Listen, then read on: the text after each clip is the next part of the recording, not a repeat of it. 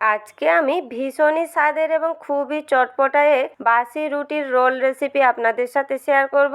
কম বেশি সকলের ঘরে কিন্তু রুটি বেশি হয়ে যায়, তাই ফেলে না দিয়ে এইভাবে কিছু চটপটা বানিয়ে নিতে পারেন। দেখবেন এই রকম কিছু রেসিপি বানালে বাড়ির ছোট থেকে বড় সকলেরই কিন্তু খুব পছন্দের হবে। তবে চলুন দেখে নিই আজকের আমার এই বাসি রুটি দিয়ে রোল রেসিপিটি। নমস্কার বন্ধুরা, আমি পুষ্পিতার রান্নাঘরে আপনাদের সবাইকে স্বাগত।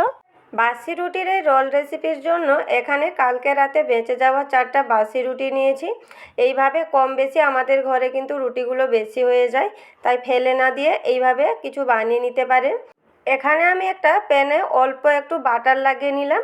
এরপর বাটারটা গলিয়ে এখানে একে একে রুটিগুলো দিয়ে উল্টে পাল্টে একটু সেঁকে নিব।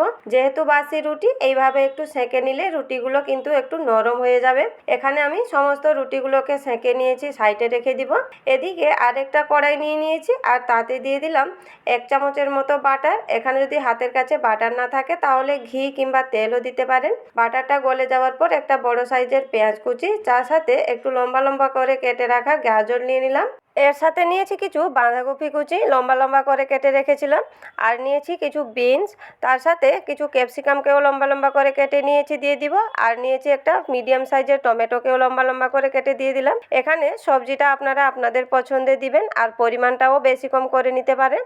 সমস্ত সবজিকে একসাথে আমি মিশিয়ে নিচ্ছি। আর এখানে কিন্তু প্রথমে আমি নুন ব্যবহার করছি না। নুন না দিয়েই সমস্ত সবজিগুলো মিশিয়ে আমি 2 মিনিটের জন্য ঢাকা দিয়ে সবজিগুলোকে সেদ্ধ করে নিব। এখানে দেখুন আমার 2 মিনিট হয়ে গেছে আর সবজিগুলো সেদ্ধও হয়ে গেছে, কিন্তু একটুও কিন্তু জল বেরোয়নি। যদি আগে থেকে আমি নুনটা দিয়ে দিতাম তাহলে সবজিগুলো থেকে জল বেরিয়ে যেত আর সবজিগুলো ওভারকুক হয়ে যেত। তাই সবজিগুলো সেদ্ধ হয়ে যাওয়ার পর পরিমাণ মতো লবণ দিয়ে দিলাম। আর নিয়েছি 1/2 চা চামচের মতো কালো গোলমরিচের গুঁড়া, তার সাথে ঝালের জন্য দিয়ে দিলাম কিছু লঙ্কা গুঁড়া। আর নিয়েছি জিরে গুঁড়া 1/2 চা চামচের মতো। এরপর আর একটু হেলদি করার জন্য এখানে ভেজ মিউনিস আমি 1 চামচ মতন দিয়ে দিলাম। এরপর সমস্ত কিছু ভালোভাবে মিশিয়ে নিলেই একটা চটপটা পুর রেডি হয়ে যাবে। এইভাবে একটা চটপটা পুর বানালে বাসি রুটির এই রোলটি খেতে কিন্তু ভীষণই স্বাদের হবে। এখানে আমি সব কিছু ভালোভাবে মিশিয়ে পুরটা রেডি করে নিয়েছি। পুরটাকে একটা প্লেটে আমি বের করে নিচ্ছি। সমস্ত পুরটা একটা প্লেটে বের করে নিয়েছি। এরপর পুরটাকে একটু ঠান্ডা করে নিব।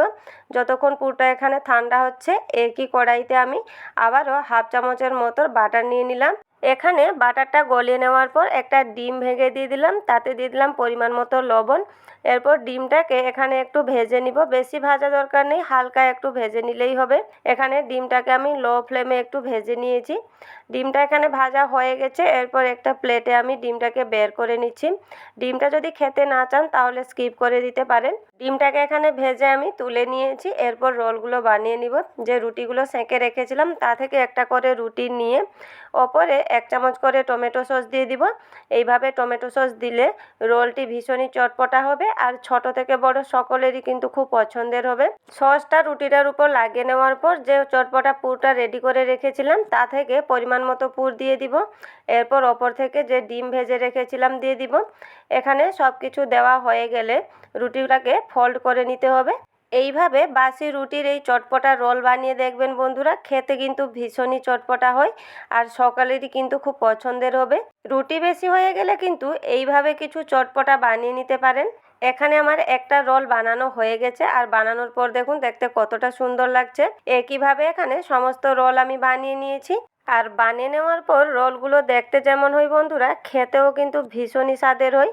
একবার হলেও এই বাসি রুটির রোল রেসিপিটি ট্রাই করবেন আর ট্রাই করলে কেমন লাগলো কমেন্ট বক্সে অবশ্যই জানাবেন। আশা করি আজকের আমার এই বাসি রুটির রোল রেসিপিটি ভালো লেগেছে। যদি ভালো লেগে থাকে ভিডিওটি ইউটিউব থেকে দেখলে চ্যানেলটিকে সাবস্ক্রাইব করে প্লিজ পাশে থাকবেন। আর ফেসবুক থেকে দেখলে পেজটিকে ফলো করে দেওয়ার অনুরোধ রইল। নমস্কার বন্ধুরা, আজকের মতো এই পর্যন্তই। ভালো থাকবেন, সুস্থ থাকবেন।